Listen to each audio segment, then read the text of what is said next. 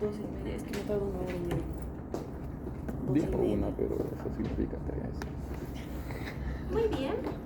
No importa. Ahora sí vamos a empezar con el tema correspondiente al piso pélvico y todas las alteraciones relacionadas con el piso pélvico, y a estas las alteraciones que se van a producir por efecto del hipoestrogénico, principalmente en el climaterio y menopausia. Vamos a empezar haciendo un pequeño recuento rapidito de lo que es la pelvis para que podamos entrar a lo que corresponde específicamente a todas las alteraciones del piso pélvico. Pero si no recordamos la parte anatómica, entonces no vamos a poder especificar con claridad a todas las alteraciones del piso pélvico que se pueden producir, principalmente a nivel de los prolapsos. Entonces, la pelvis, esta proviene del latín, que va a representar como un recipiente o una vasija, es lo que significa. Y esto comienza a tratarse en los siglos XVII aproximadamente, la representación anatómica como tal. Va a estar compuesta, como sabemos, por una pelvis superior y una pelvis superior y una pelvis inferior. La pelvis superior, que es considerada como pelvis falsa, y la pelvis inferior como pelvis menor o pelvis verdadera. Que la pelvis menor es la que va a estar más relacionado con los huesos de la pelvis como tal, es decir, con los huesos del sacro, el coxis, y tiene una abertura superior e inferior, la pelvis verdadera. La abertura superior, que va a estar relacionada con ¿qué? Con los órganos pélvicos, y la abertura inferior, la comunicación que va a tener estos órganos pélvicos con la parte externa. Por lo tanto, la abertura superior, que va a ser la cavidad pélvica, va a presentar esta entrada que va a contener las paredes y el suelo de la pelvis, que se va a continuar en la parte superior con la cavidad abdominal, y en la parte inferior va a contener todo lo que es el sistema del aparato reproductor, parte del sistema inferior digestivo y el urinario. En cuanto al periné, esta parte del periné es una zona bastante importante, principalmente en la mujer. ¿Qué es el periné?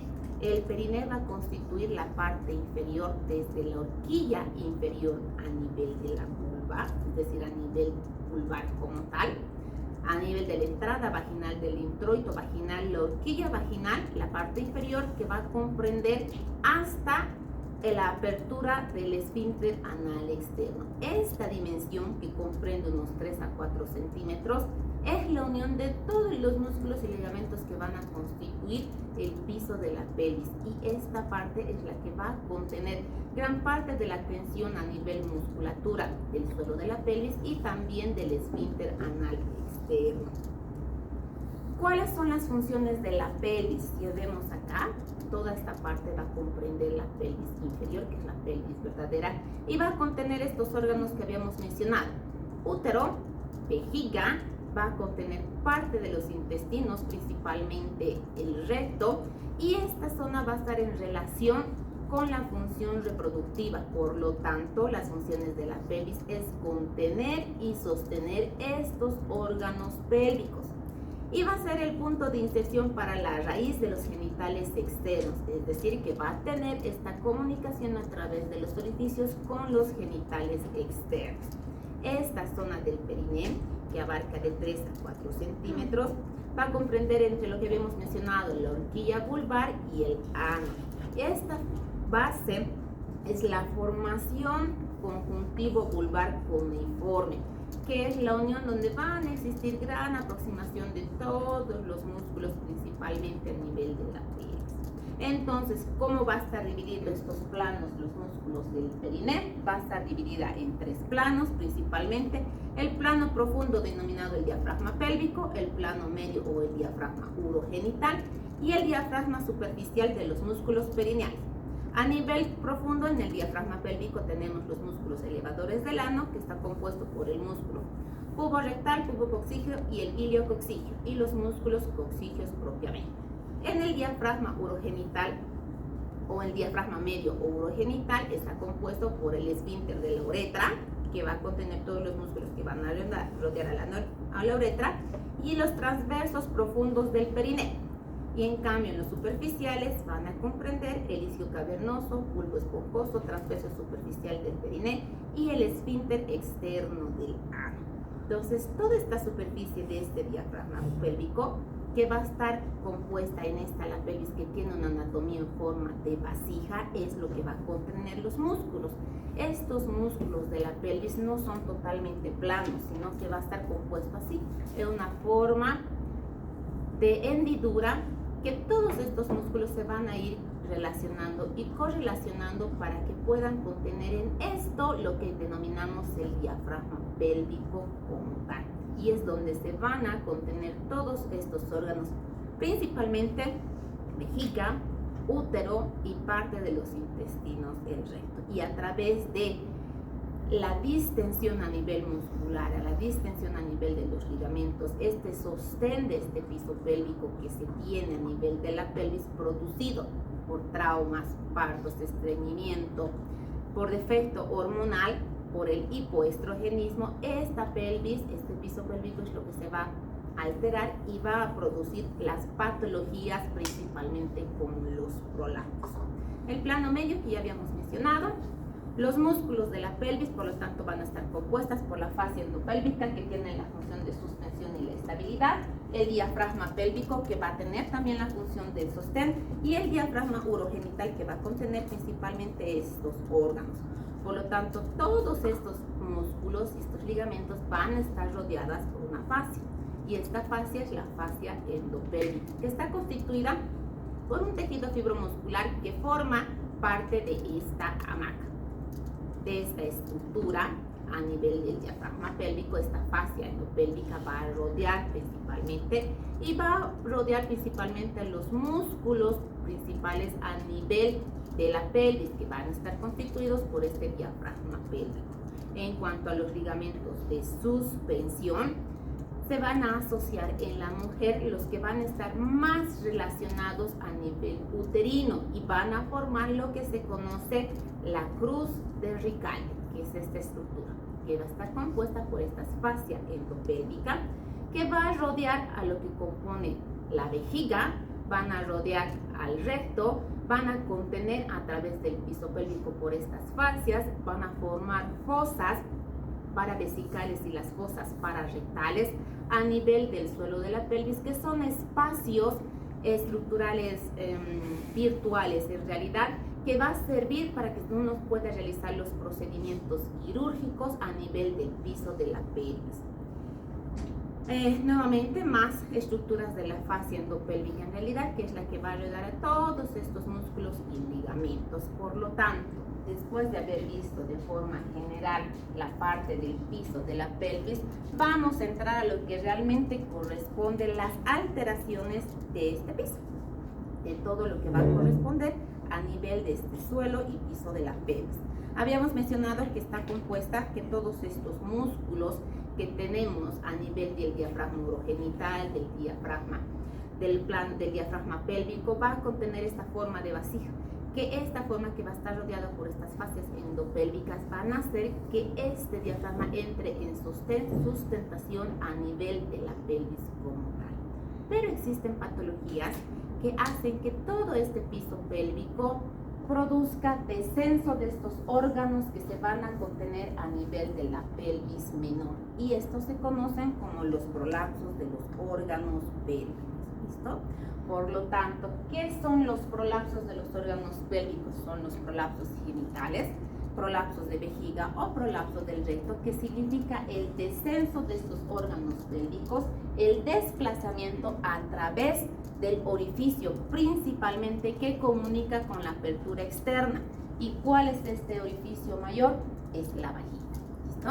Entonces, estos órganos van a protruir a nivel del canal vaginal, a nivel de la vagina, y se van a ir protruyendo ya sea en la parte anterior, en la parte apical o en la parte posterior. Esta protrusión de estos órganos va a ser por el fallo del elemento de sustentación de la inervación, la musculatura, principalmente del sistema urinario y del sistema uterino, es decir, de la vejiga y del útero.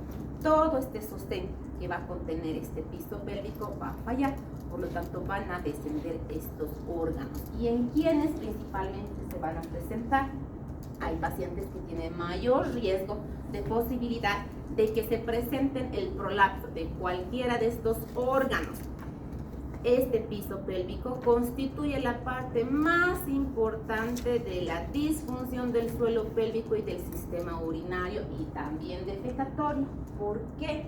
Porque no solo baja con mayor frecuencia, buenos días, la vejiga o el útero, sino que también puede haber prolapso de los intestinos o el recto como tal.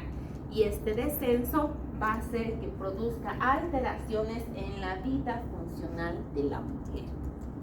Entonces, en cuanto a la terminología de los prolapsos, tenemos el prolapso propiamente de los órganos pélvicos, que es la herniación, es la protrusión de estos órganos que va a estar más allá de las paredes vaginales.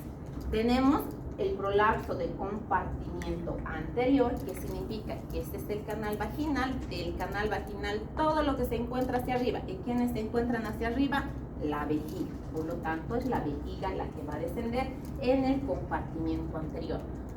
En el compartimiento posterior, ¿quiénes se van a encontrar después de la vejiga, del canal vaginal, detrás del útero? ¿Quiénes se van a encontrar? El recto. Por lo tanto, va a existir prolapso a nivel intestinal, principalmente asociados a prolapso del recto. Enterocele es parte de los intestinos que pueden protruir, pero a nivel de la cúpula vaginal, es decir, a nivel del fondo, en la parte media. Y en esta parte también va a existir descenso del útero como tal en aquellas pacientes que aún están conteniendo útero. Por lo tanto, estos prolapsos van a proceder de la parte anterior. Aquí tenemos la vejiga, por lo tanto la vejiga va a empezar a descender por este piso pélvico a través de la vagina, por lo tanto es un prolapso anterior. Si prolapsa el recto o parte de las estructuras posteriores de la pared posterior de la vagina, se conoce como rectocele, a la que protruye parte de este intestino. Pero si los intestinos protruyen a nivel de la cúpula vaginal, es decir, en esta superficie a nivel de la pared posterior, a nivel de la cúpula principalmente, estos intestinos, no el recto, sino la parte de los intestinos, pueden protruir a través del canal vaginal y esto se conoce como enterocele. Entonces, el prolapso anterior siempre va a ser vejiga. El prolapso apical, que se va a contener parte de la vagina, en la parte superior, en la parte apical de la vagina, que comprende el útero. Por lo tanto, el útero puede descender y este se conoce como histerocele. Y si prolapsa la parte posterior, principalmente el recto, rectocele. ¿Listo? Entonces, son las estructuras que pueden descender a través de este piso pélvico que está conteniendo todos estos órganos internos a nivel de la pelvis menor. ¿Y cuál es su frecuencia? Tiene una frecuencia de 2.32 principalmente en enfermedades obstétricas y ginecológicas, es decir, en pacientes todavía en etapa reproductiva se pueden presentar los prolapsos. Pero ¿en quiénes se presenta más? Mayormente se presenta en mujeres de más de 40 años con un 27.8%. ¿Por qué? Porque a partir de los 40 años ya no solo es el efecto del piso pélvico, sino el efecto estrogénico, que hace que estos órganos tengan mayor posibilidad de descender. Entre los 41 y 50 años la incidencia se incrementa, la frecuencia en un 42%, más del 50% de las mujeres a los 70 años. Y si las mujeres son posmenopáusicas y han tenido antecedentes de prolapso anteriores antes de la menopausia, este riesgo se incrementa más en un 36.8%. ¿Cuál es la población en que se va a presentar? Las mujeres. Entonces, las mujeres son las que van a tener la tendencia a presentar estos prolapsos. ¿Y cómo lo van a manifestar?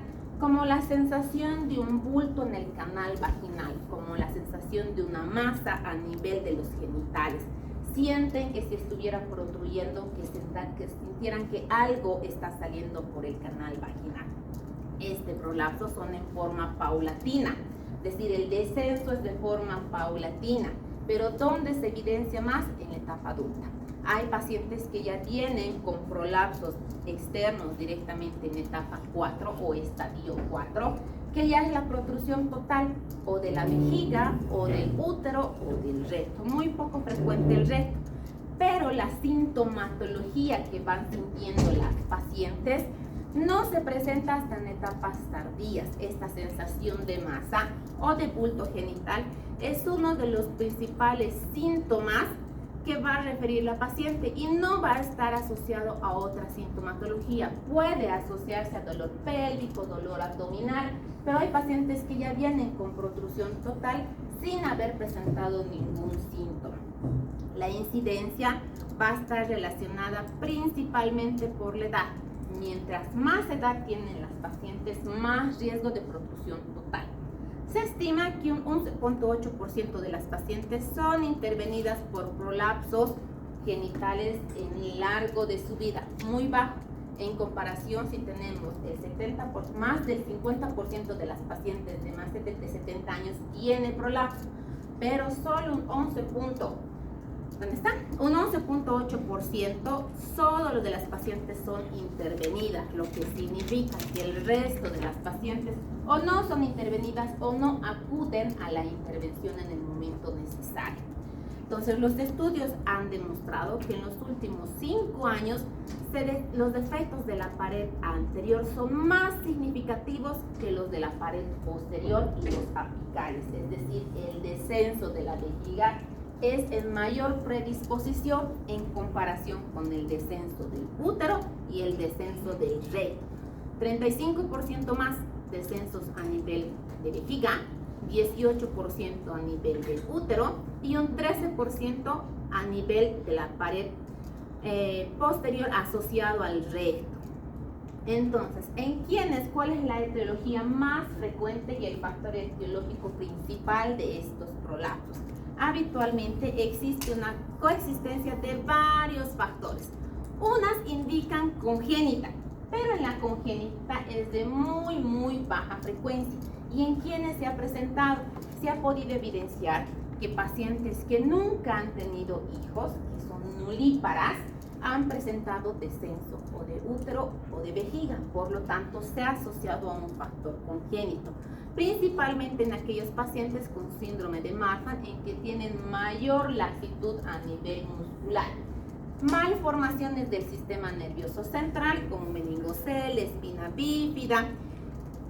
También se ha tenido predisposición congénita en las mujeres con mayor predisposición a presentar cualquier tipo de hernias, no solo a nivel de la pelvis, sino que tienen mayor riesgo de presentar hernias, ya sea inguinales o hernias abdominales. En este también se valora lo que son las diferencias raciales, más frecuente en mujeres caucásicas que en mujeres asiáticas y afroestadounidenses. Se encuentran distinta calidad y tonicidad de los músculos pélvicos a nivel del soporte. Se ha podido evidenciar que hay pacientes que hacen bastante actividad física y esta actividad física, el levantar peso, predispone a que estas pacientes tengan predisposición a presentar prolapso de los órganos, pero pacientes que nunca han hecho ningún tipo de actividad física también han presentado. Por eso se ha relacionado con forma congénita. Las formas más principales, la etiología más principal es la traumática y la hormonal. La traumática, ¿por qué? Producido por embarazos y los partos por vía vaginal. Este proceso fisiológico que hace que el parto, que el bebé nazca por vía vaginal, hace que se distiendan más estos músculos, por lo tanto, este soporte de la pelvis disminuye. Existen grandes variaciones individuales en cuanto a lo que es la resistencia, cicatrización y recuperación de los tejidos pélvicos. Traumas directos, accidentes, agresiones sexuales que pueden producir traumas a nivel genital también tienen predisposición por antecedente traumático que los pacientes sufran de prolapsos. Entre los traumas directos tenemos los accidentes, agresiones y los traumas indirectos asociados a fracturas pélvicas que son menos frecuentes. El estímulo hormonal, el cese del estrógeno en el climaterio y la menopausia, esta estimulación por la disminución estrogénica hace que toda esta tensión a nivel del suelo de la pelvis disminuya. Por lo tanto, las pacientes entran en mayor riesgo de que se formen prolapsos, principalmente en la etapa del climaterio, que es donde más brusco predispone a las pacientes el efecto del hipoestrogenismo, donde empiezan toda la sintomatología marcada del climaterio como tal. Entre otras causas, también se cuentan con la presión intraabdominal a largo plazo, y en estas van a estar causadas por todas las pacientes que tienden a la obesidad, porque va a haber mayor presión a nivel del piso pélvico. Ejercicios físicos intensos, levantar pesas, levantar objetos pesados, pacientes con tos crónica, pacientes con estreñimiento crónico, tumores a nivel de la pelvis o algo que incremente la presión intraabdominal como la citis. Son factores de riesgo que hacen que tenga presión intraabdominal, por lo tanto estas pacientes mayor riesgo o mayor predisposición asociada a sus antecedentes de la salida de estos órganos. Entonces el suelo pélvico mantiene este equilibrio ¿en qué? Entre la bipedestación, la presión intraabdominal y la sustentación de los órganos pélvicos. ¿Por qué? Porque la presión va a existir más cuando las pacientes están en bipedestación que cuando están en reposo. La sintomatología se presenta más cuando la paciente está en bipedestación que en reposo. Porque en reposo estos órganos no van a protruir, y si tienden a protruir es por el esfuerzo, mientras si las pacientes están de pie, estos órganos sí van a protruir y sí se va a ver evidente a través del piso como tal. Esta disfunción del suelo pélvico es la causante de los prolapsos y la alteración de la inadecuada interacción entre todos estos elementos. Por lo tanto, el músculo del suelo de la pelvis contrarresta esta fuerza ejercida del abdomen por la presión que existe. Si existe una presión intraabdominal, los músculos de la pelvis contrarrestan esta presión, pero mientras más va pasando los años, mientras más predisponentes tienen a factores de riesgo como el estreñimiento, la obesidad, los partos, todo este piso se va a ir debilitando. Por lo tanto, esta presión que va a existir a nivel de la pelvis van a empezar a producir daños a nivel de los músculos, debilitándolo. Por lo tanto, esta debilidad del músculo pélvico causa la degeneración respectiva de estos músculos y por lo tanto, asociado a esta presión intraabdominal, viene lo que es el ensanchamiento y la apertura excesiva de este hiato genital producido por estos esfuerzos que va a facilitar al prolapso de los órganos pélvicos. Por lo tanto, ¿qué va a estar asociado? El factor de riesgo. Partos, obesidad, levantar peso, factores genéticos, traumatismos, esos son los factores de riesgo. Asociados al aumento de la presión intraabdominal más la disfunción neuromuscular, se va a producir el prolapso. ¿Cómo son estos factores de riesgo? Hay factores de riesgo que son predisponentes al prolapso, como cuáles, los factores asociados congénitos, ¿no? Pacientes que no tienen ninguna patología que pueda producir el prolapso, pero por factor congénito está predisponente a que esta paciente tenga su prolapso. Factores favorecedores. Todos los embarazos van a favorecer, embarazos, partos previos van a favorecer a que las pacientes tengan mayor riesgo. Partos vaginales y constipación crónica son factores favorecedores para los prolapsos. Los factores agravantes, ¿qué va a hacer que agrave este prolapso? El envejecimiento, la obesidad, cirugías pélvicas e incremento crónico de la presión abdominal va a hacer que estos prolapsos se agraven. Entonces, todos estos factores de riesgo van a estar asociados a todo lo que habíamos mencionado.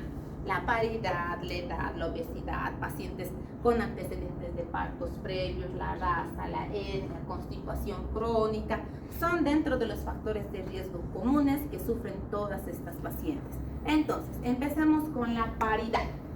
¿Cómo es que la paridad afecta a que estos órganos se prolapsen? La paridad es el factor de riesgo más importante para el prolapso de los órganos pélvicos. Representa el 75% de factor predisponente. Se hizo un estudio donde se estudió a más de 17,000 mujeres que han sido seguidas por más de 17 años. Y se ha podido evidenciar que después de un parto vaginal, la paciente tiene 4 veces mayor riesgo de que sufra de prolapso vaginal. Si ha tenido 2 partos por vía vaginal, 8 veces más riesgo.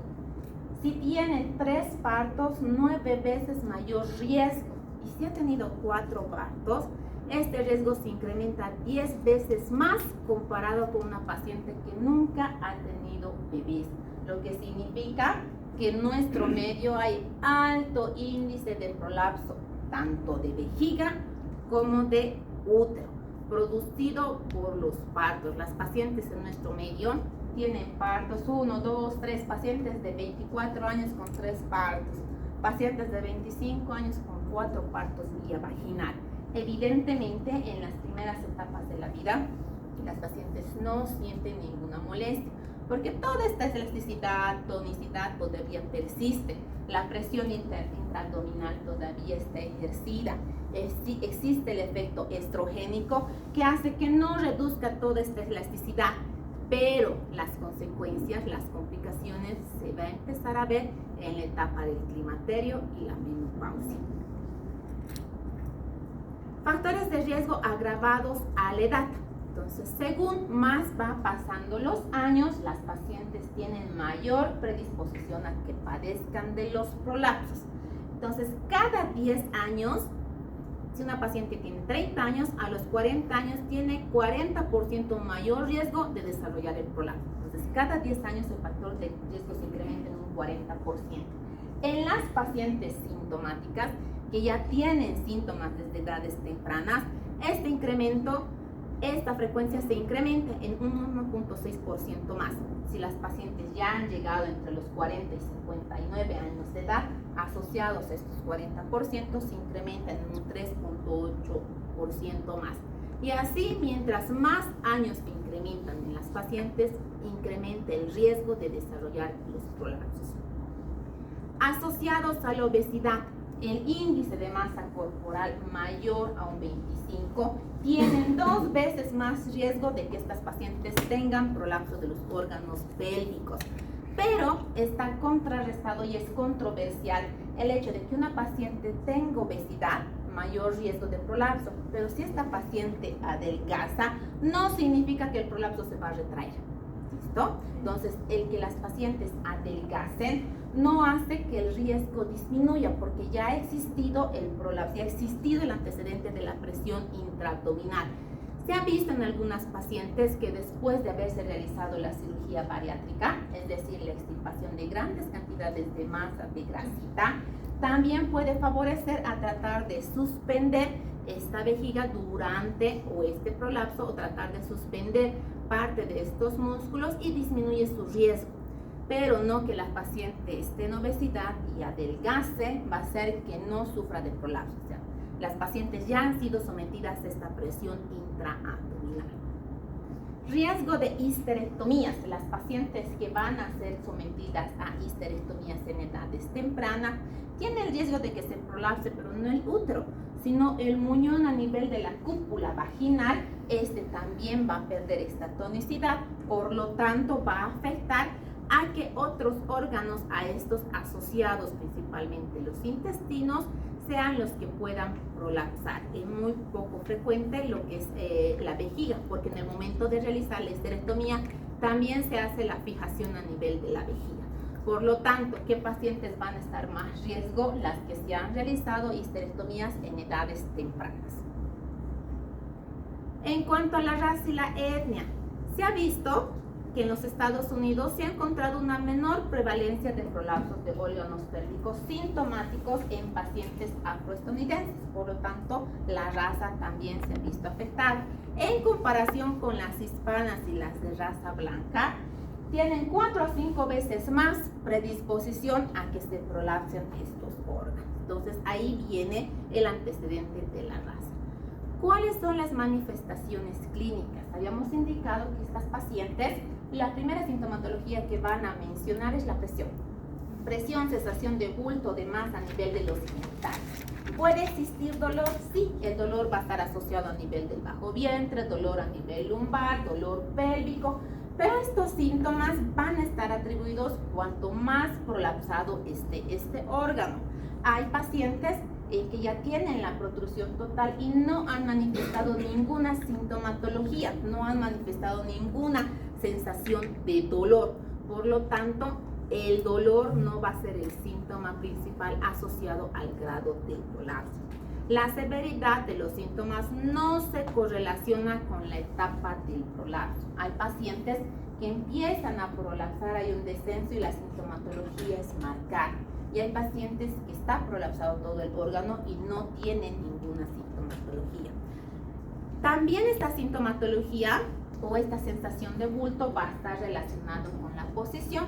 En bipedestación, las pacientes, ¿qué es lo que van a sentir? Esta sensación de protrusión de la masa, ¿verdad? Entonces, ¿por qué? Porque el órgano va a empezar a salir a través del canal vaginal en comparación con las mujeres que se encuentran en posición supina, es decir, en posición de reposo, de descanso. Dentro de estas manifestaciones clínicas, en las mujeres, esta protrusión a través del canal vaginal, ese es un canal vaginal normal y ese es un canal vaginal que está protruyendo, ¿qué será esto? Cervix. Ese es el cervix, entonces esto es un prolapso del útero, es un histerocele. Entonces, cuando se empieza a producirse protrusión de estos órganos, se puede asociar a lo que es la resequedad a nivel vaginal, la resequedad de estos órganos. Por lo tanto, esta resequedad a nivel de que está protruyendo va a ser frecuente a que sufra infecciones, ulceraciones, laceraciones por el contacto con el material externo, es decir, con la ropa. La especificidad de los síntomas vaginales para predecir el prolapso como sensación de masa va más allá del himen, es decir, cuál va a ser nuestro punto de corte a la altura del himen vaginal. Pero las pacientes que han tenido bebés tienen todavía himen, que se llama cuando el himen ha sido perforado, que se llaman esos restos del himen.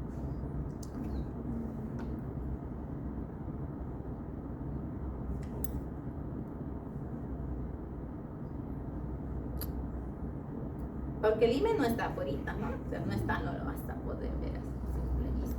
Está a nivel del introito vaginal, más casi a 1 centímetro de profundidad, pero cuando este ha sufrido la perforación en el primer contacto, los restos, los vestigios se denominan carúnculas.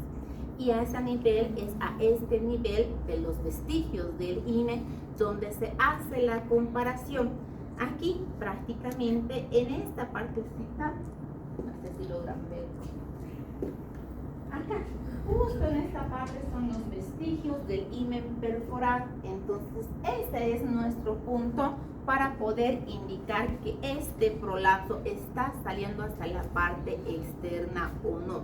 La protrusión a través del canal vaginal puede resultar o desencadenar desde una carga crónica, frecuente, que va a ir protruyendo de forma paulatina. Por lo tanto, si va a ir protruyendo a través del canal vaginal, esta se puede ulcerar y en algunas situaciones incluso puede producir sangrados.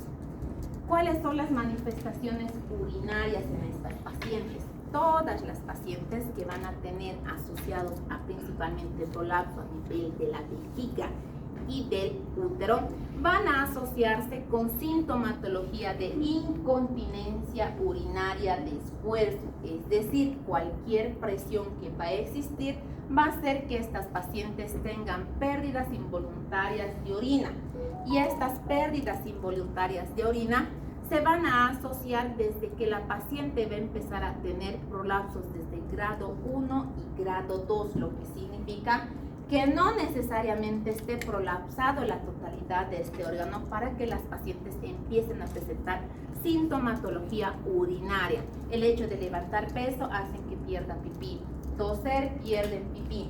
¿Y qué más va a estar relacionado con esto? El efecto hipoestrogénico. Va a hacer que esta contención que tenga a nivel de la vejiga ya no la pueda contener, se produzca el descenso, se produzca el prolapso y se produzca asociado esto lo que es la incontinencia, principalmente de esfuerzo a nivel de la vejiga. Va a empezar a tener estas pacientes una vejiga hiperreactiva, es decir, a cualquier urgencia adicional va a tener la sensación de querer orinar y hasta llegar al baño puede ya perder pipí. Y se asocia estas pérdidas urinarias, se va a asociar ¿a qué? a infecciones urinarias recurrentes en las pacientes. Hay pacientes que también sienten la incomodidad entre las manifestaciones clínicas urinarias, que en el momento del acto sexual por este descenso pierden pipí. Por lo tanto, ya empiezan a tener rechazo a la pareja por estas pérdidas involuntarias de pipí en el momento del acto sexual. También los síntomas fecales, existen manifestaciones fecales por el descenso de estos órganos que va a estar asociados al estreñimiento. Por lo tanto, estas pacientes, como va a existir una masa a nivel de este canal, va a comprimir también la parte posterior. Por lo tanto, sus deseos de fecación de las pacientes va a ir disminuyendo por el efecto de masa y van a entrar en una urgencia fecal, es decir, que van a contener gran cantidad de materia fecal, y en el momento que deseen realizar la deposición se pueda producir una incontinencia fecal, es decir, pérdida de materia fecal involuntaria en las pacientes. Y esto no solo a través de esfuerzo físico, no solo a través de en el momento que quieran producir el deseo defecatorio, sino que también va a estar asociado en las pacientes en el acto sexual. Puede existir pérdidas involuntarias de las heces en este momento por la presión que va a existir a nivel vaginal. Las manifestaciones sexuales, el hecho de que tengan protrusión a nivel de este canal no hace que se produzca una alteración en cuanto al deseo sexual. Lo que va a producir es la alteración en toda la sintomatología que va a estar asociada, es decir, la incomodidad, porque estas pacientes van a sentir incomodidad en el momento del acto sexual, incomodidad por la pérdida involuntaria de la orina y la incomodidad por la pérdida involuntaria de las heces fecales. Por lo tanto, va a producir esta incomodidad asociado a vergüenza de las pacientes, y esto va a hacer que las pacientes tengan menor deseo de actividad sexual. En el histerocele, cuando desciende en la parte anterior, está altamente asociado al cistocele y al rectocele, porque el histerocele es el descenso de la parte media a nivel de la cúpula, y esta va a estar principalmente producido por fallo de los ligamentos del sostén uterino. El colpocele, que es la parte también del útero principalmente que va a descender a nivel del cervix, es lo que va a ir descendiendo. En el histerocele todo el útero va a salir como acá, y en el colpocele el cervix es la parte delante del cervix la que va a empezar a descender, pero esta va a estar asociada a cistocele y uretrocele. ¿Qué es lo que va a producir? Alteraciones a nivel de los músculos pubovesico-uterinos y alteraciones a nivel del ligamento triangular. Y en la parte posterior, en el rectocele, va a existir una alteración a nivel del tabique recto-vaginal. El enterocele, que habíamos mencionado que es la protrusión de los intestinos por parte a través de la pared anterior vaginal, va a contener parte del intestino delgado o incluso el epiplón, que esta va a estar asociada a lesiones de los ligamentos uterosacros. Muy bien, entonces en el compartimiento anterior puede producirse el uterocele, el cistocele o ambos, cisto-uretrocele, todo lo que va a estar relacionado con la vejiga. En el compartimiento medio, el útero, prolapso de la cúpula de la vagina, y enterocele, intestinos que pueden producirse el prolapso a través del canal vaginal. Y en la parte posterior, el rectocele. Pero ¿cómo vamos a dividir estos? Estos se dividen o los vamos a identificar a través de grados. Esta es una clasificación que se sigue manejando, pero que es antigua. La que se maneja actualmente es el POPQ, que es la medición del prolapso de los órganos pélvicos a través de medida. Esta de grados la podemos utilizar de forma general. ¿Qué habíamos dicho que es el punto de corte para poder evidenciar si este prolapso está siendo externo o no?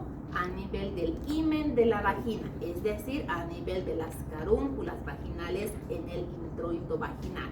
Por lo tanto, en el grado 1 va a existir un descenso, sea del útero o de la vejiga, que este va a descender un poco menos de la suposición normal, pero todavía se va a encontrar a nivel del introito vaginal, es decir, que no va a pasar más allá de los restos himenales. En el grado 2, este descenso ya va a llegar a nivel de las carúnculas o de los vestigios del himen. En el grado 3 ya va a existir un descenso que va a protruir más allá del himen vaginal, es decir, ya lo vamos a poder visualizar. En el grado 2 todavía las pacientes podemos pedir maniobras como la maniobra de Valsalva, que hagan que tengan presión intraabdominal y vamos a poder visualizar, pero este se va a retraer. Pero en el grado 3 ya va a pasar más allá de los restos del himen y no se va a poder retraer. Y en el grado 4 es el prolapso total, es decir, que ya va a existir la protrusión total de este órgano intraabdominal. ¿Cómo son las condiciones del examen? Se debe describir al máximo toda la protrusión observada a través del canal vaginal, principalmente en las pacientes que estén en relajación y cuando estén en actividad.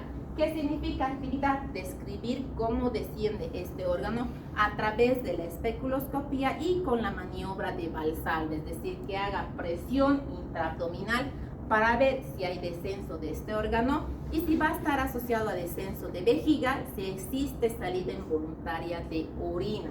Lo propio en el recto, tenemos que visualizar a través de la pared posterior si existe protrusión del recto a través del canal vaginal. El grado que se realiza actualmente es el POCQ, que esta se denomina prolapso, la medición del prolapso de los órganos pélvicos.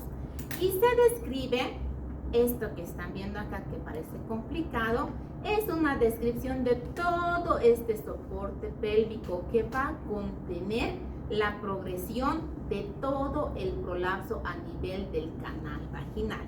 Y se divide en pared anterior, pared posterior, la cúpula y los orificios externos.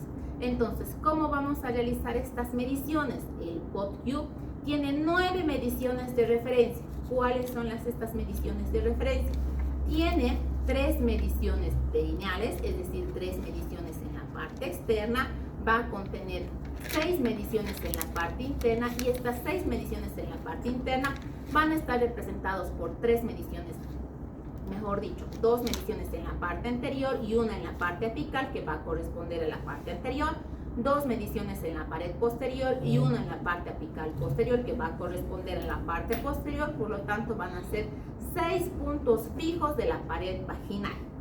Estos valores se van a asociar al himen, por lo tanto también va a ser el punto de referencia del himen.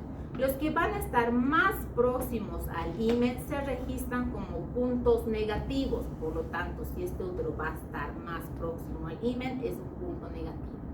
Pero si a nivel del himen este descenso va a estar más alejado del himen, se lo considera o se registra como puntos positivos. Y estas son las mediciones, todas las mediciones. 2 anteriores que están en la pared anterior, apical anterior el punto C, el punto de apical posterior, 2 propias de la pared posterior, 3 en la parte externa que van a corresponder 2 frontales y una que es la totalidad, que son los 9 puntos vaginales. Y estos 9 puntos vaginales van a estar representados por letra. Toda la parte anterior que está representada por la letra A minúscula, si está más cerca al himen, A mayúscula, y si está más lejos del himen, la B mayúscula. Por lo tanto es A mayúscula, A minúscula, B mayúscula, A minúscula. Todas las que van a estar en la parte posterior están representadas por la letra P minúscula.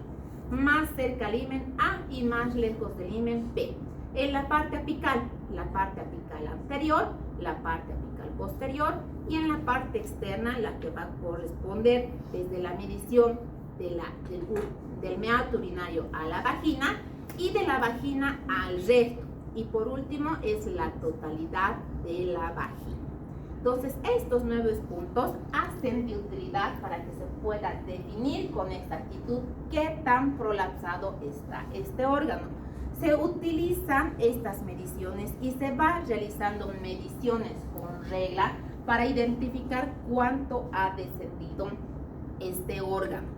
Pero en las pacientes, estas mediciones tenemos que hacerlas en posición de decúbito, máximo a un 45 grados del dorso en el plano horizontal. Y se utiliza el espéculo vaginal para poder realizar estas mediciones. ¿Y cómo se va a ir midiendo? Se va a ir midiendo según la distancia que va a contener a nivel del himen. Estas distancias, si va a ser más cerca, puntos negativos, si va a ser más alejado, los puntos positivos. Por lo tanto, estas mediciones las vamos a ir describiendo. El punto A, que es en la pared anterior, esta se va a encontrar la medición a nivel del himen, a 3 centímetros del himen en la parte interna de la vagina, en la pared anterior. Puede encontrarse a más 3 o a menos 3 del punto vaginal, pero tiene una distancia normal de 3 centímetros. El punto posterior anterior, esta medición se va a encontrar en el punto más cercano a lo que es la cúpula vaginal, es decir, a nivel de la pared vaginal superior anterior desde el fornix hasta el punto A anterior más cercano al himen. Esta distancia también es medible para poder identificar el grado de descenso del útero o de la vagina. El punto C, que esta va a estar representada por la parte más distal del borde anterior del cervix. Por lo tanto, esta medición también va a estar lejos del himen.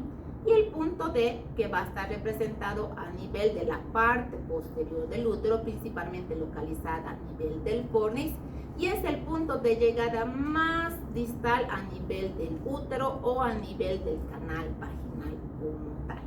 Los puntos posteriores van a ser similares a los anteriores.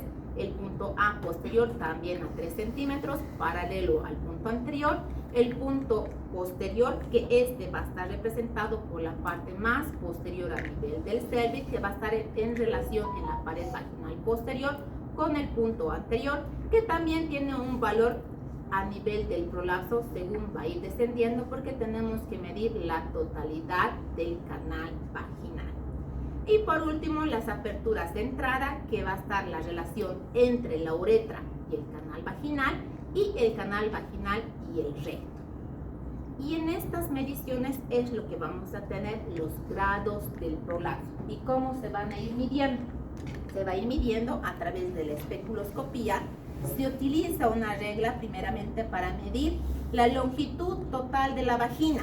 Tenemos que medir primero la longitud total de la vagina, y según los puntos anteriores y posteriores vamos a ir midiendo los grados del descenso en caso de tratarse de un descenso a nivel del útero. Por lo tanto, si este va a descender en el punto anterior, si va a descender y se va a encontrar antes de llegar al punto anterior, estamos hablando de un descenso de grado 1. Si va a pasar los puntos anteriores, va a estar más allá del punto anterior cercano al himen y del punto posterior cercano al himen, estamos hablando que tiene de un descenso en grado 2 o estadio 2. Si este ya va a pasar a nivel del himen vaginal por más de 3 centímetros o menor, mejor dicho, menor a los 3 centímetros, pero ya va a protruir más allá del himen, estamos hablando que se trata de una paciente en estadio 3, y si existe un prolapso total, estamos hablando que se trata de una paciente en estadio 4. Por lo tanto, nuestro diagnóstico según el grado de protrusión va a depender de estas mediciones que vayamos realizando a las pacientes. Todos los antecedentes físicos que vayamos a obtener, sus antecedentes físicos, dietéticos, estilos de vida, sus antecedentes patológicos, la cantidad de hijos que ha tenido, el número de hijos que ha tenido, la edad del climaterio y la menopausia que ha tenido las pacientes, si ha tenido cirugías previas que puedan predisponer a mayor descenso a nivel vaginal. La exploración ginecológica va a estar asociado principalmente a la inspección vulvar, que va a estar realizado por valsalvas o la especuloscopía para ver los grados del descenso. La valoración del trofismo genital, si este va a poder contener o no estos órganos que va a estar prolapsado. La valoración de la continencia urinaria, si esta paciente puede o no contener la orina. Y el tacto bimanual para poder identificar Si existe alteraciones a nivel del útero en caso de que estas pacientes no hayan sido histerectomizadas previamente. En cuanto a las pruebas de diagnóstico complementarios, utilizamos la ecografía, el uroanálisis, la valoración del residuo postmisional y estudios de urodinámica.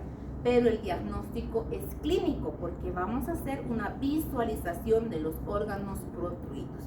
El tratamiento se va a basar fundamentalmente en un tratamiento quirúrgico porque no existe ninguna tableta que haga que estos músculos y ligamentos del sostén del piso pélvico vuelvan a su lugar. Una vez que se ha producido el descenso, ya sea en grado 1, no hay ni una tabletita en el mundo, no existe ninguna hierbita o mate que haga que este descenso pueda volver a su lugar. El único tratamiento es quirúrgico y el tratamiento preventivo de aquellas pacientes que tienen grado de descenso para evitar de que si está en grado 1 prosiga a grado 2 o grado 3. ¿Listo? Entonces no hay medicamentos que hagan que vuelva a su lugar. ¿Cuáles son estas medidas que pueden minimizar este factor de riesgo? Una de estas medidas son los ejercicios de Kegel y también el uso de estrógenos a nivel vaginal, tratamiento local a nivel vaginal a base estrogénica. Ha existido o existe también el uso de pesarios, que son como, que se colocan las lavanderías para taponar, ¿qué se llaman? Como argollitas. Sí, los tapones que se colocan para que no entre el agua, los tapones o los pesarios son como estos taponcitos que se coloca según la medición a nivel del canal vaginal, pero es momentáneo. Esto solo va a sostener que este prolapso no prosiga más, pero ninguno es tratamiento definitivo más que la cirugía. Entonces la cirugía va a estar relacionada a tratamientos oclusivos, es decir, ocluir, tapar totalmente el canal vaginal, principalmente en aquellas pacientes que ya no van a tener actividad sexual, pacientes ancianas, pacientes mayores, que ya no van a tener predisposición al contacto sexual, porque tenemos que extraer el órgano prolapsado y cerrar el canal vaginal. ¿Listo? Esos son los oclusivos. Y los reconstructivos va a estar asociado a restablecer la anatomía pélvica normal. Este se puede realizar por vía vaginal o por vía abdominal y lo que se trata de hacer es reconstruir este canal, en realidad extirpar o retraer el órgano, suspender todo el piso pélvico y tratar de reconstruir el canal vaginal para que estas pacientes puedan tener una vida sexual. Entonces, en el tratamiento anterior, que es lo que vamos a realizar, si hay descenso de la parte anterior, lo que es la colporrafia anterior, en la parte apical se va a hacer la suspensión y la fijación de los ligamentos sacroespinosos, suspensión del ligamento uterosacro y la sacrocolpopexia, que es decir, que se va a suspender toda la parte apical para que no exista descenso en este órgano en la parte media, principalmente a nivel del útero. Y en la parte posterior va a existir una reparación del rectocele, reparación del enterocele y la colporrafia posterior.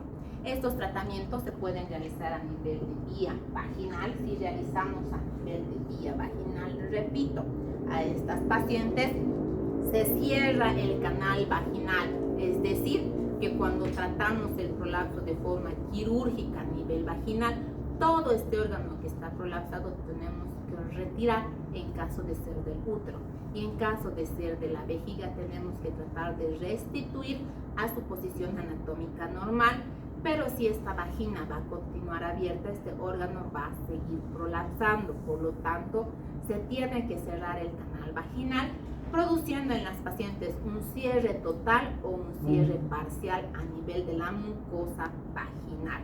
También en el compartimiento anterior se ha visto las posibilidades de utilizar mallas, es decir, contener unas mallas para que puedan sostener, ¿qué? Si es anterior, ¿qué va a sostener? La vejiga. Entonces, a través de estas mallas va a hacer que este órgano pueda contenerse en su lugar, suspender la musculatura y los ligamentos, pero este tratamiento no es definitivo, lo que significa que si la paciente no se cuida, sigue con estreñimiento, sigue con actividad física excesiva, sube, baja gradas constantemente, está en la etapa del climaterio, este órgano igual puede volver a colapsar. No es definitiva la cirugía. Bien puede durarle 10 años o puede durarle 2 o 5 años. En la colporrafia posterior va a existir lo que es la reparación del recto vaginal, utilizando principalmente la fascia rectovaginal, y también se pueden utilizar las mallas, pero no se recomienda la reparación de los músculos elevadores. Muy bien, dentro de toda esta cirugía que se va a ir realizando en las pacientes, también tenemos que ver principalmente a nivel del prolapso anterior o del descenso a nivel anterior, que está asociado principalmente al descenso de la vejiga. Por favor, si están haciendo otro tipo de actividades, pueden salir afuera. ¿Listo?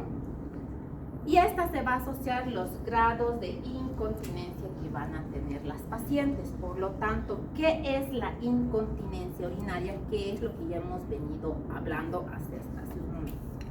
La incontinencia urinaria es, como tal indica su nombre, se define como esta pérdida demostrable involuntaria de orina a través del orificio producido por las mujeres, que va a causar principalmente problemas higiénicos y sociales. Es involuntario esta incontinencia que van a tener las pacientes, o sea, van a perder de forma involuntaria la orina. Y esta pérdida de orina va a ser más frecuente según vaya pasando en los años y según vaya teniendo mayor exposición. Por lo tanto, los problemas se van a asociar a higiénicos y problemas sociales. ¿Por qué? Porque las pacientes cualquier momento pueden perder la orinita. Están subiendo al truco y pueden perder orina. Empezaron a reír, pueden perder orina. Empiezan a toser, pueden perder orina de forma involuntaria. Y va a hacer que la zona genital esté constantemente con olor a pipí. Y las pacientes se empiezan a sentir incómodas. ¿Y qué es lo que sucede si va a estar relacionado con problemas higiénicos en la zona? Predisposición a que tengan infecciones vaginales. Por lo tanto, el control de la vejiga va a depender principalmente de la función normal del tracto urinario, el sistema nervioso y la musculatura pélvica a nivel de la vejiga como tal. ¿En quiénes se presenta la incontinencia urinaria? 75% en las mujeres. También hay incontinencia en los varones, pero es muy baja, es un 25% en comparación con las mujeres. Esta incidencia en el sexo femenino incrementa también la edad. En mujeres de 35 años ya empiezan a tener hasta un 15% de las pacientes incontinencia. En mujeres de 55 años este factor se incrementa un 28%. Y en las mujeres que han estado sometidas o que acuden a consulta en edades tempranas, la sintomatología se va a agravar más de los 55 años, cuando ya han empezado a tener sintomatología y acuden a consulta en edades tempranas. Pero menos de un 50% de las mujeres acude a la consulta realmente por sus grados de incontinencia. Es decir, que la frecuencia de consulta por pérdida de orina es menos de la mitad. De 10 pacientes, menos de 5 van a consultar por estas pérdidas de orina. ¿Y cómo se va a clasificar la incontinencia? La incontinencia se clasifica en incontinencia de esfuerzo, de urgencia, mixta, la paradojal y las fístulas. Entonces, ¿qué es la incontinencia urinaria de esfuerzo? Es esta pérdida involuntaria de orina que se va a asociar a la presión, al aumento de la presión abdominal. Es decir, de todas estas pacientes que van a estar asociadas a las patologías del prolapso. Obesidad, partos previos, traumas a nivel del canal vaginal. Entonces, toda esta predisposición va a hacer que estas pacientes tengan mayor riesgo de desencadenar una incontinencia urinaria de esfuerzo, más frecuente en las mujeres, y está causada por esta hipermotilidad uretral producida por estos partos, debilidad muscular, la edad avanzada, el efecto del estrógeno. Y se va a clasificar la incontinencia urinaria de esfuerzo en 3 grados. En aquellas pacientes que tienen esta pérdida involuntaria a grandes esfuerzos, es decir, Grado 1, que necesitan hacer un esfuerzo físico excesivo para tener su pérdida de pipí.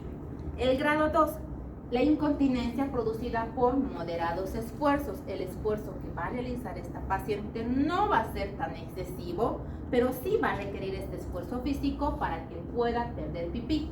Grado 2. Y el grado 3 es cuando haga los mínimos esfuerzos, como estornudar, toser, reír, para que esta paciente pueda perder pipí de forma involuntaria.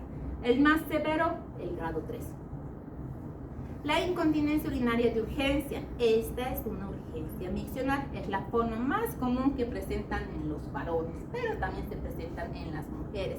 Esta va a estar producida por las contracciones involuntarias del músculo detrusor, la relajación de los esfínteres, y puede ser producido por múltiples causas.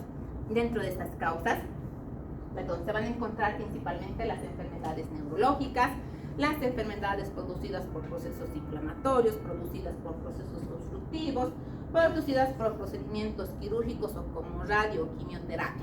Entonces, esta urgencia miccional también se presenta, pero no es tan frecuente como la de esfuerzo. Y la mixta, que va a estar producida por esfuerzo y por urgencia. También es un tipo común frecuente en las mujeres, y es importante determinar cuál es el patrón predominante, si es el esfuerzo o es la urgencia de la pérdida involuntaria.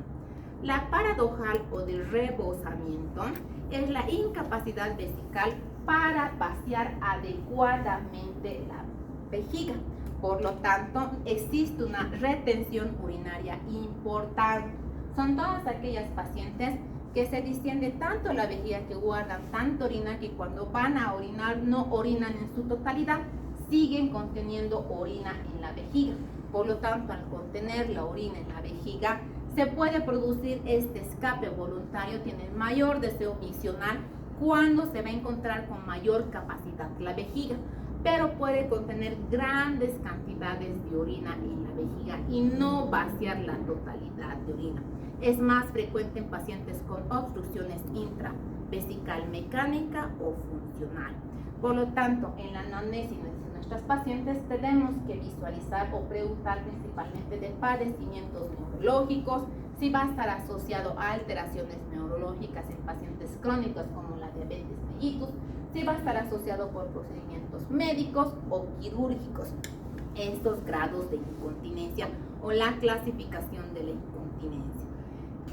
Para poder detallar su diario miccional tenemos que hacer un registro minucioso, principalmente registrar la frecuencia y el volumen de las misiones, los eventos de urgencia que ha tenido y los grados de incontinencia asociados a estos efectos de urgencia. Por ejemplo, si la paciente estaba caminando y de repente le dio la necesidad de orinar y tiene que acudir al baño, si aguantó hasta llegar al baño o no aguantó hasta llegar al baño y perdió pipí. Las misiones diarias y nocturnas, y se hace un registro por un periodo de 3 a 7 días en estas pacientes. En la exploración física funcional tenemos que visualizar o tenemos que explorar a nivel abdominal principalmente la vejiga. Si esta vejiga es palpable, si esta vejiga tiene gran cantidad retenida de orina. A nivel vaginal, que tenemos que explorar principalmente prolapsos, si existen prolapsos a nivel de la pared anterior.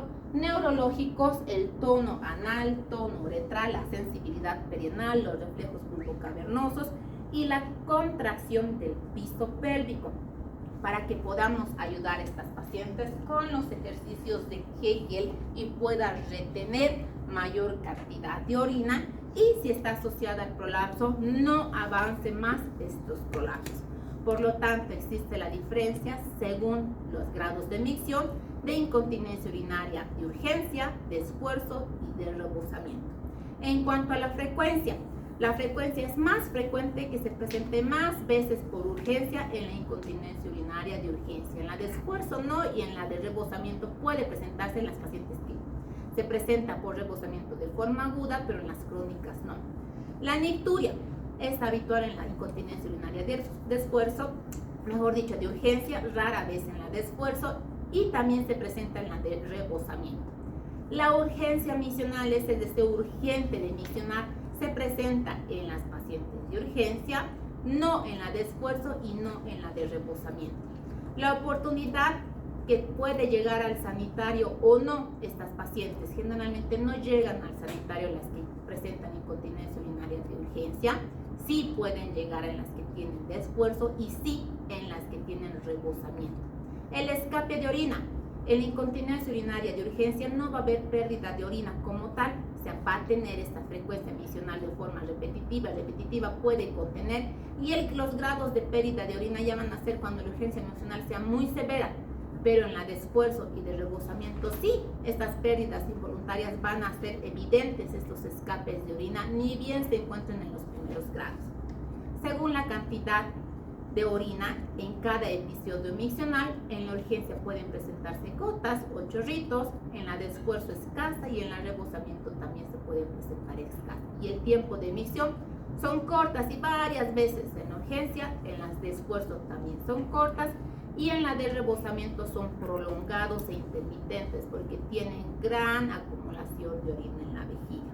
Dentro de los exámenes de laboratorio es imprescindible verificar si estas pacientes no están cursando con una infección urinaria asociada a las pérdidas involuntarias, porque esta infección a nivel de orina va a hacer que se produzca inflamación a nivel de la vejiga, por lo tanto la sintomatología se incrementa.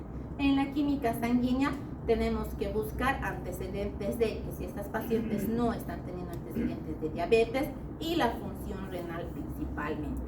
La urodinamia va a consistir en el grado de tensión que va a tener estas pacientes para el momento en que se produzca el flujo miccional, y esto se lo conoce como la cistometría.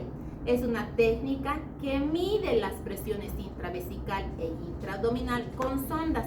Esta sonda se va a colocar una sonda uretral y una sonda suprapúbica en caso de tener una cistostomía para poder verificar el grado de presión que tiene esta vejiga en el momento de la micción. Es bastante incómodo en las pacientes realizar este estudio porque están con sondas y se tienen que ir midiendo estos flujos de presión cuando la paciente tenga el deseo miccional. En el tratamiento se va a basar a base de conducta, cambios de estilo de vida, fisioterapia, podemos utilizar tratamiento farmacológico y por último el tratamiento quirúrgico, los que van a estar asociados a prolapsos. Entonces, el objetivo es restablecer el control cortical de la vejiga. Es necesario que las pacientes entren en motivación. ¿Por qué? Porque las pacientes se cansan cuando son los procedimientos prolongados. Tienen que hacer ejercicios físicos diarios para poder contener esta vejiga.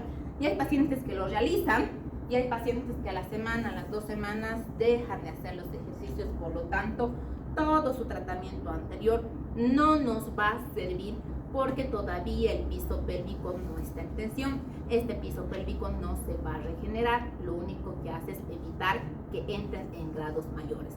La técnica es establecer los programas de micción, control de la cantidad y la calidad de líquidos que va a ingerir y el autocateterismo, es decir, que estas pacientes puedan miccionar en las horas de vida, en las horas cotidianas que deba tener según la cantidad de líquidos que va a ingerir.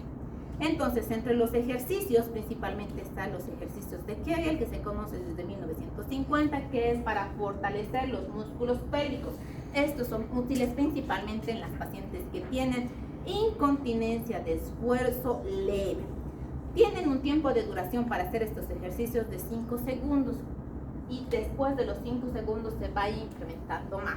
Estos ejercicios se basan en que las pacientes se coloquen en posición supina, hagan tensión en la musculatura de la pelvis, hagan tensión a nivel de la musculatura colocando objetos entre los músculos y el más importante es que puedan retener y contener la vejiga. ¿Cómo les podemos explicar esto a las pacientes? Cuando las pacientes vayan al baño y empiecen a orinar, ni bien empiezan a tener el primer chorrito, tienen que hacer todo el esfuerzo necesario del piso de la pelvis para tratar de cerrar el grado de emisión, es decir, que dejen de orinar. Con todo el músculo, está empezando a orinar, con todos los músculos de la pelvis, contrañir la forma del canal, mejor del piso de la pelvis, por lo tanto cerrar este momento de la emisión y la paciente no orine más. contar hasta 5 segundos y nuevamente vuelva a orinar. Este ejercicio lo puede repetir varias veces al día cuando esté en la cama, cuando esté cocinando, el ejercicio de constreñir la parte del canal vaginal, es decir, hacer un ejercicio de tensión a nivel de los músculos que no necesariamente va a requerir de apoyo de fisioterapia, lo puede ser de forma rutinaria todos los días. Mientras está cocinando, hacer como si fuera a contener en el momento que está orinando, cerrar todo el músculo de la pelvis, contar hasta 5 segundos y después soltar lentamente. Nuevamente de forma repetitiva varias veces al día porque sigue siendo un músculo. Igual que los músculos hacen tensión en trabajo en el gimnasio para que se refortalezcan estos músculos, lo mismo el piso de la pelvis. Pero la pelvis no solo es músculo, también están los ligamentos y las fascias. Pero esto va a ayudar en los grados de incontinencia. Entre el tratamiento farmacológico tenemos los anticolinérgicos, la acción directa sobre el músculo, los mixtos y los antagonistas alfa-adrenérgicos. Entre los más utilizados es la acción directa sobre el músculo, para estos vamos a utilizar los flavoxatos. Y entre los antagonistas de los alfa-adrenérgicos, la tamsulolamida es el que mayormente se utiliza en estas pacientes. Tratamientos quirúrgicos van a estar asociados al tratamiento de suspensión de la vejiga, porque estas pacientes van a estar asociados a descensos de vejiga.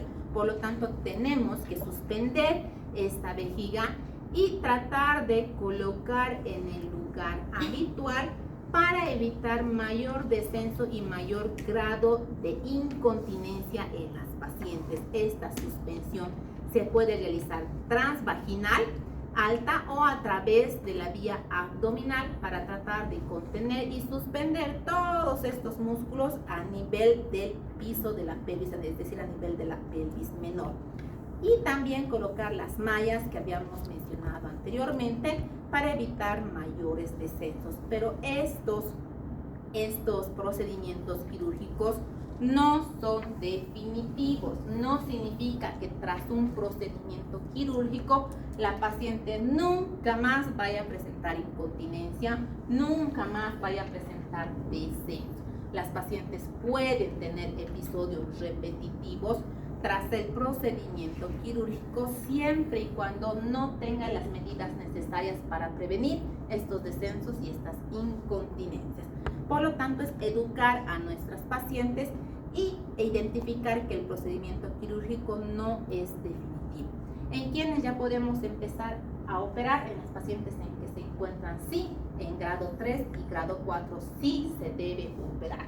Las que están en grado 1 y en grado 2, en grado 1 a través de los ejercicios y los medicamentos se puede contener a que no descienda más. El grado 2 es relativo a la sintomatología de la paciente. Si se encuentra en grado 2 y la sintomatología es muy marcada, la opción terapéutica es quirúrgica. Pero si se encuentra en grado 2 y la sintomatología no es muy marcada, todavía esta paciente puede contener por periodos prolongados con su descenso, con su incontinencia, siempre y cuando modificando su estilo de vida. Muy bien, eso es todo en cuanto a todo lo que se denomina piso pélvico. Ok, ¿alguna pregunta? No, aburrido. Muy bien, eso es todo, chicos.